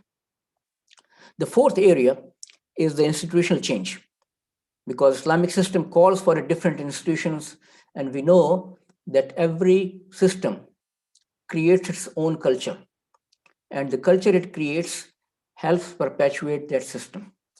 So what is the problem that Islamic finance and Islamic economics face right now? That we are trying to implement ideas which are alien to the prevailing culture, prevailing thought culture, and prevailing institutional culture. So it finds difficulties. So we need to create institutions which will reduce the cost of operations of Islamic economics and Islamic finance. And like a democracy cannot work without its own culture and institutions, Like a kingdom cannot work without a court culture, where everybody should say yes to the orders of the king. So similarly, Islamic finance or any finance, present finance has created a debt culture. Islamic finance would like to create a different culture. So there is a need for cultural change, and the research is needed in that area. Fifth, some people advocate to create a new paradigm by rejecting everything conventional. This is also an approach, but it is a long approach. It will require first rejection and then rebuilding, but that can also be followed. But in my view, focusing on social dilemmas and economic dilemmas and trying to come up with solutions using Islamic principles will be much better approach for that. So these are some topics that I wanted to talk about. Fourth, next slide. Okay, over here is about the requirements of research. Who can create impact? In order for this, through these conferences or through the universities or through personal engagement, a researcher should have to have some aptitude, have to gain some tools, and have to strive constantly for knowledge, strive to find what are new things. So these will be part of the requirement. But another important requirement for a researcher is the personality of the researcher. What do I mean by personality of researcher? Or the personality of the institution which is doing the research. It applies to individual, it applies to institution as well, that it has to be bold. It has to be engaging. Without boldness, without courage, no matter what research you do, will not see the light. You have to present your ideas. You have to get engaged. You have to seek the criticism and answer those criticisms. This is the only way in which Islamic economics and finance can grow. There are very good scholars, very good research, but it is not seeing the light because maybe the institutions and the people are not bold enough. So this is also a very important aspect to do research in Islamic economics and finance, especially when you are creating a new paradigm. Next slide, please. Sixth thing, and this is very important, that I want to talk about in importance of research, that making ideas work. Ideas matter. So do its advocacy. We think that good ideas will speak for themselves and they will catch up. Yes, this is true. But good ideas may not dominate by themselves. You have to implement them. You have to educate them. What is better idea? What is the best idea than Quran or religion of Islam?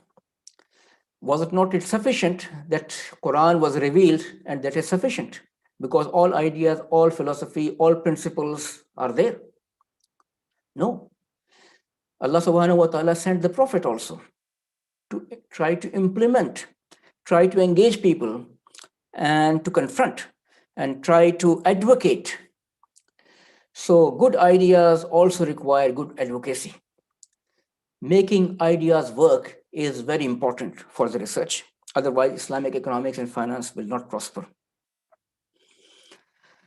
One thing that is Professor Mehmet Asute talked about, and that is very important, that how research can shape the society and the market and the institutions. And this is how it can shape, by making ideas work. Otherwise, we will be working within the given ideas, within the given terminologies, and try to put in some Islamic elements within that, which will be of little use. It can create impact, but not that much. Next slide, please. Now, I want to come to some specific topics or specific areas, the topics I have already mentioned, but certain things which are becoming important in which our researchers should focus on. These are on the technology side. like artificial intelligence, like distributed ledger technology, and like many other similar ideas. The importance of that is that, take an example of Islamic finance, let's say. Why Islamic finance is not growing fast? Because of two reasons. One is that we are trying to put Islamic finance within the debt culture. So the entrenched culture is not suitable. Secondly, the regulatory system, which supports the entrenched culture, which is the debt culture. So with all these difficulties, what happens is that all sincere efforts for Islamic finance end up converging to conventional modes. So now here is an opportunity.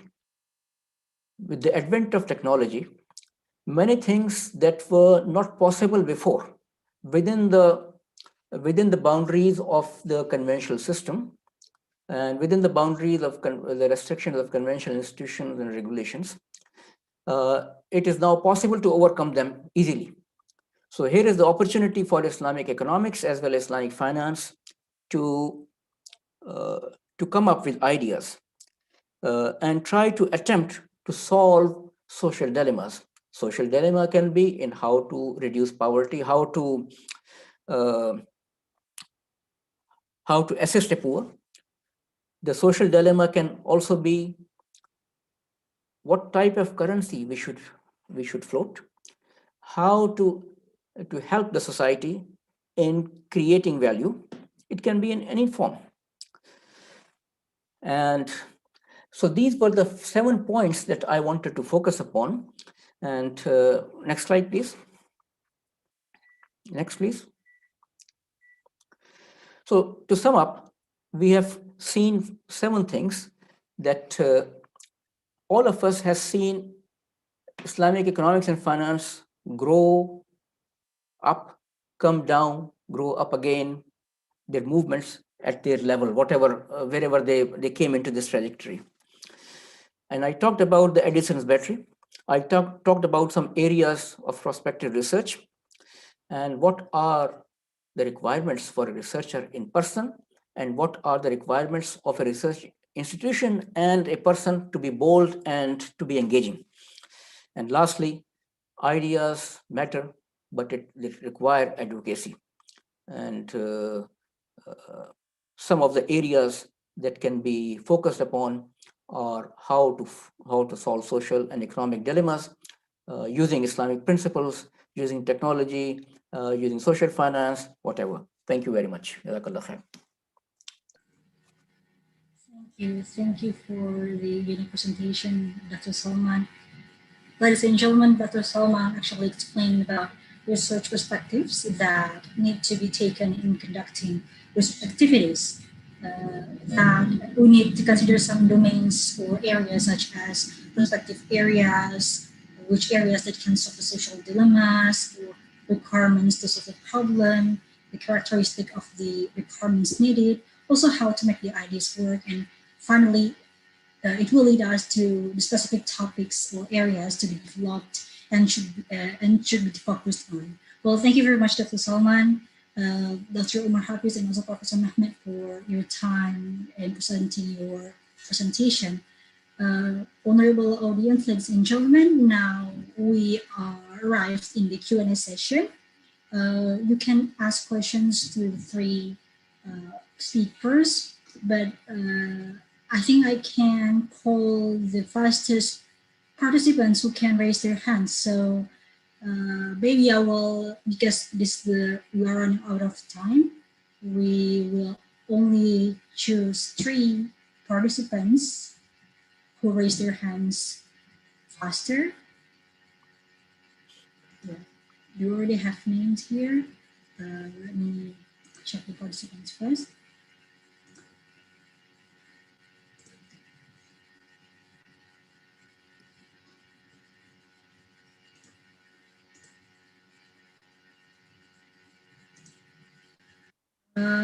So first participants who would like to ask questions is Mr. Shafuddin Karimi. So for Mr. Shafuddin Karimi, you may open your mic, please, and address your questions to the speakers.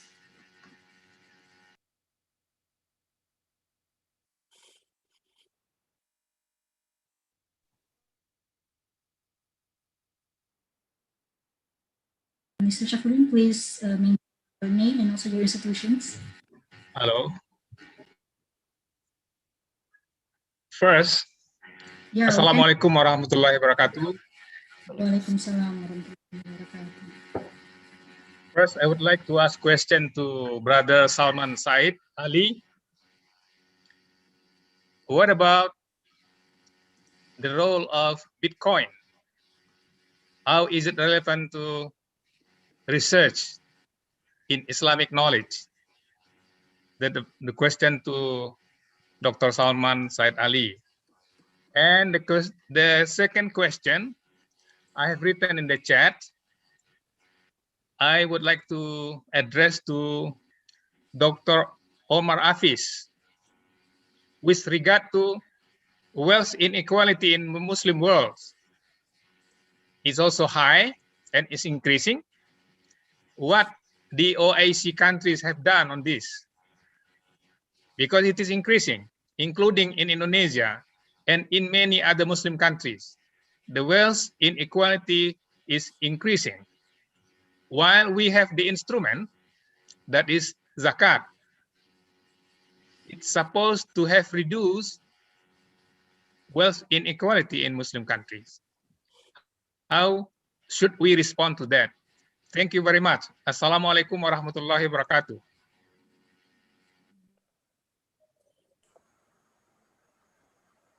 Assalamualaikum. So, I mean, the question is raised about Bitcoin. So, this is not a new question. This has been raised several times. And I don't see, when I talked about distributed ledger technology and when I talked about artificial intelligence, I'm not referring to Bitcoin. I'm referring to use this technology for many purposes. Bitcoin is one aspect of that. And if you look at the proponents, at how it started, the philosophy behind it, or the people who started that, was to avoid regulation. You can call them anarchist or whatever. So there is an altogether different thing that is going on. Its success and failure will depend upon many other factors. So this is, I don't think this will be a forum to talk on that, because it will be, there are many things. I can share a paper or a short note with the authors, in which I just try to look at the blockchain and Bitcoins and smart contracts, questions and agenda for economic research. This is 2 years old. In 2018, this was created. To what are the issues that people can talk about in that. But distributed ledger technology can be utilized to create different kinds of smart contracts, different kind of money, which can be targeted. We all know of food stamps and other ideas. To similar extent, you can create a currency, electronic currency, which can be used only by particular people. You can tag it to individual, you can tag it to certain purchase of certain commodities, you can tag it to utilize for health service, you can tag it to utilization only for education purpose, whatever. This is advantage that was not previously possible, because when the governments were doling out assistance or money or whatever, that was not targeted enough. And even if it is targeted, much of it got waste, or there were leakages. Now, with the use of this technology, those leakages can be avoided. Those leakages also can be avoided in the zakat system, in the awqaf system. So there is a much larger use of distributed ledger technology than just the Bitcoin. Thank you.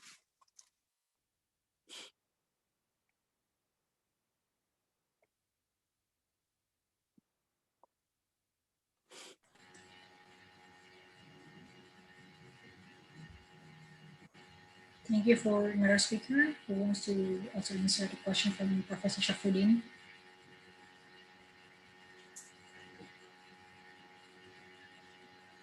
Right.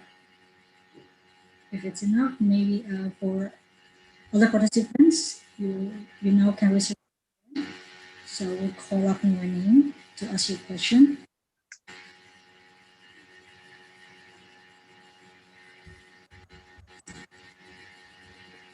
There is a question while we're still waiting for those who want to raise their hands. There is a question before in the chat box. Let me read it for you all, the respective speakers. This is actually a question of what policy has been enforced to reduce wealth inequality in the OIC countries, and is there any policy coordination within OIC? For Professor Mehmet or Dr. Omar Hafiz or Dr. Salman, please answer this You want question. me to answer, sister? Pardon me, Dr. Salman, Dr. Omar? Yes, thank you very much. Yani, this is a very important question. The issue of inequality is a real problem around our member countries. We always say that Islam is rahmatun lil alameen.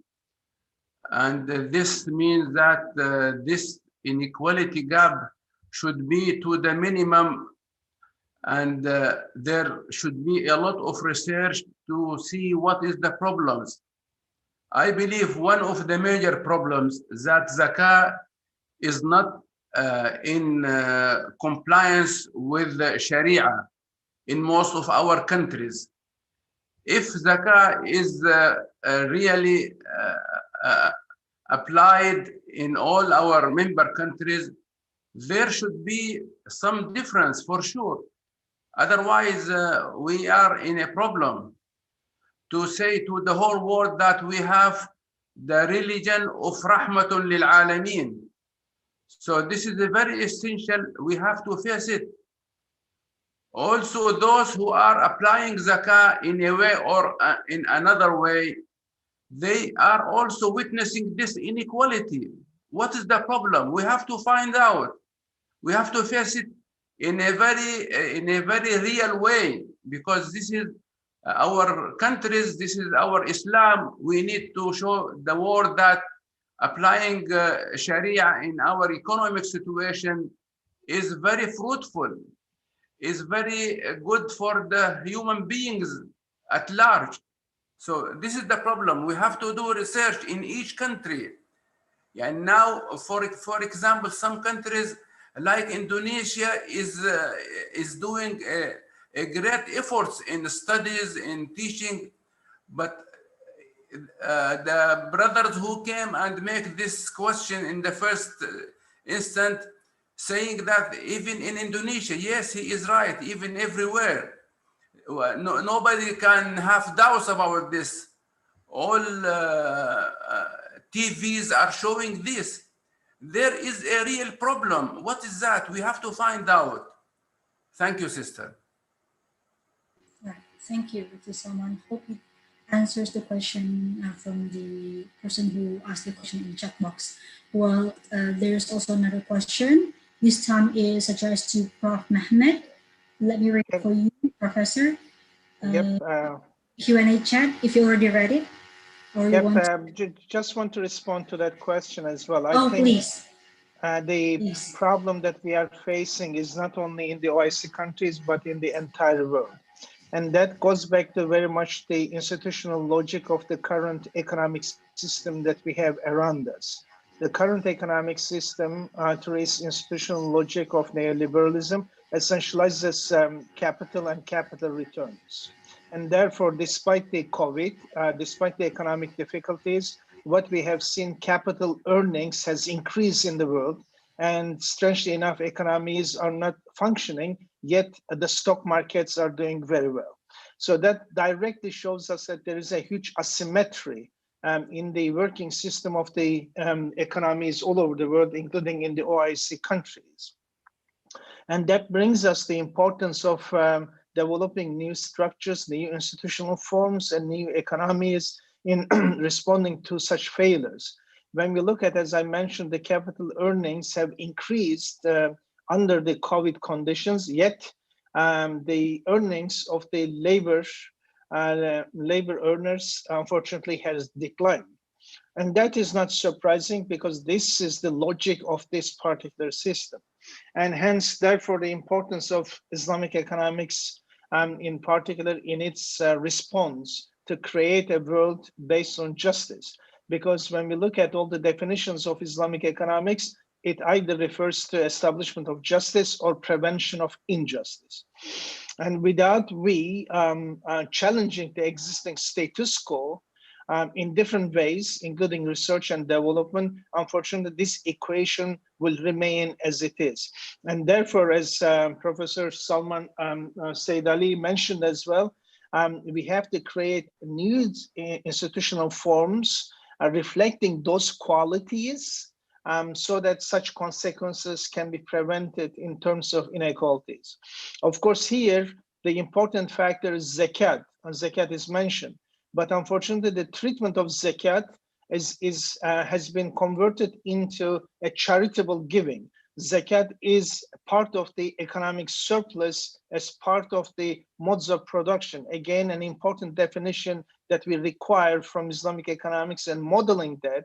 And therefore, it is not an income, and it should not be treated as an income tax, but it has to be treated as a wealth tax. So that distinction has to be made in order to be able to empower the civil society through zakat to respond to the inequalities that we are facing. But the major issue, of course, how we can go beyond this neoliberal solution that has been imposed on the world since 1980s, based on entirely capital and empowerment of capital against the people. So it is time that we have to bring people to the agenda as Islamic economics has identified.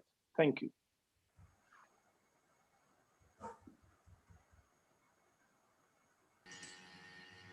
Okay, thank you, Professor Mehmet, for your additional information. Now we have another question in the Q&A chat box. This is addressed for you, Professor Mehmet. You can also read it. Let me read. In a discussion, one of my journalist friends say that actually the only genuine body of knowledge of economics is capitalism. There is no other. Even socialism is only critics to the capitalism. I somewhat see the picture. Do you see that Islam has genuine body of knowledge of economics that we can use as an alternative for the world? That's a question from Dilan Sawalius Latapara. Please, Professor. Thank you very much. I think that is a common response that we get when one is a believer of there is only one nature of knowledge. That is very much response, and therefore such as the science of economics, we have been told that economics is value free. So wherever you go in the world, economics is economics, regardless of your distinctions. I think this is terribly falsified and terribly reductionist understanding of the world that we have. And unfortunately, when we look at historically, the history was much richer than the 20th century and the 21st century, because history allowed, when we look at different ontological bases, produce different ways of looking at reality and different ways of constituting realities in different societies. If I use the word, if I use the term civilization to identify history, that we see how different ontological bases resulted in the emergence of different civilizations. But what was important historically, there was no domination. The cultures, the ontologies mingled and produced blendings, but without domination. And therefore, when Quran was revealed, Prophet ﷺ did not reject everything through that knowledge that was prevailing around during those times in the Arab society, but subjected to the Islamic norms to produce a blending. But again, as I mentioned, domination.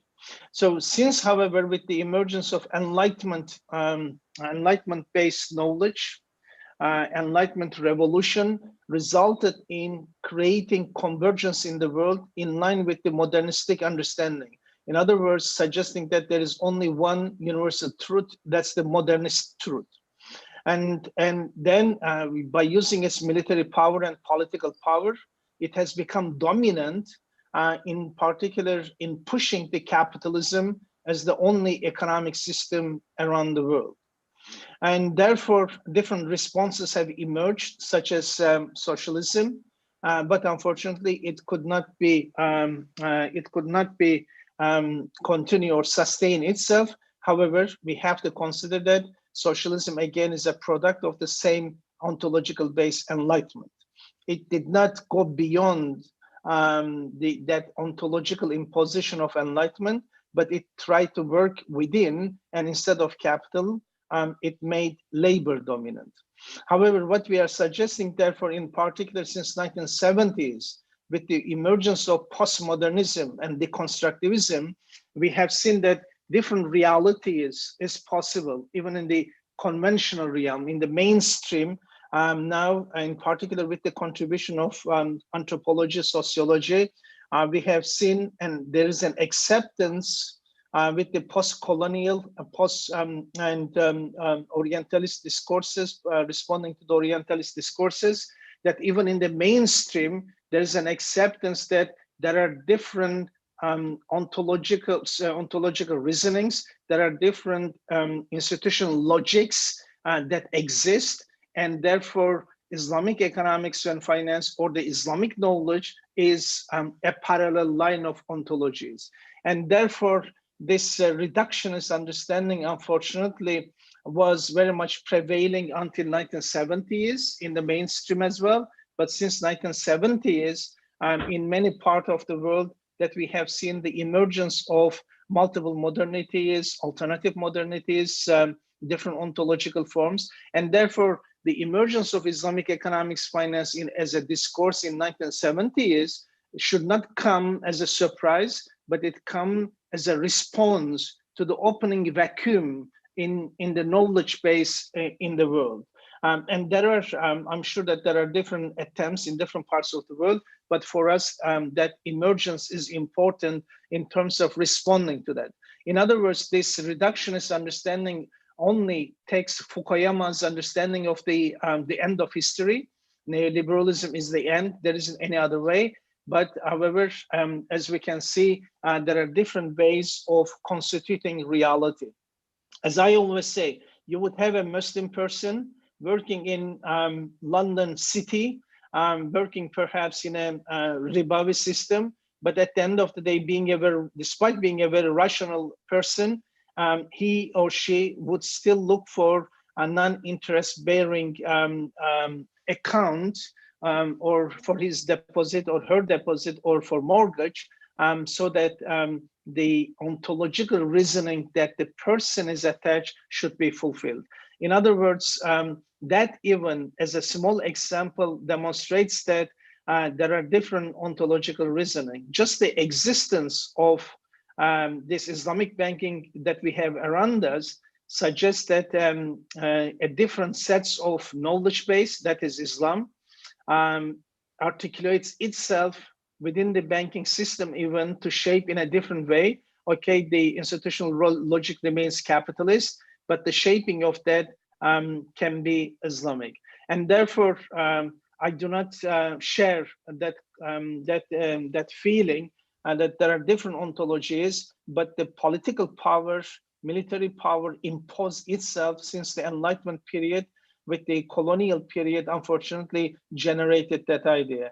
But hopefully, with this, since 1970s, with the emergence of this different institutional logic type of understanding, and the societies hopefully will be drawing different trajectories, and hopefully with the diminished power of the neoliberal economies, with the global solidarity, different ways of conducting economies can be possible. Because if I do not want to believe in the fact that capitalism is our fate, no, it is not. Different ontologies will be able to create different ways of looking at the reality. And I'm hoping that through the Islamic economics and finance, with moving into the new stage of knowledge development and authenticated knowledge and authenticating institutions, we should be able to contribute to the rescuing process, rescuing land, labor, even the capital, from the domain of capitalism, so that these inequalities that we are referring, domination that we are referring, can be overcome. I'm very much hopeful, and I do not read the history as the end of history. Thank you. Many thanks, Professor, for your extensive answers. Well, all respected participants, ladies and gentlemen, finally, because our time is very limited and the also prayer in Indonesia is coming, finally we arrive to the final agenda of today's webinar. On behalf of the committee, we thank all distinguished speakers as well as participants for participating in this webinar. Hopefully, this international webinar will enlighten us regarding the importance of research in supporting Islamic economics development in this era.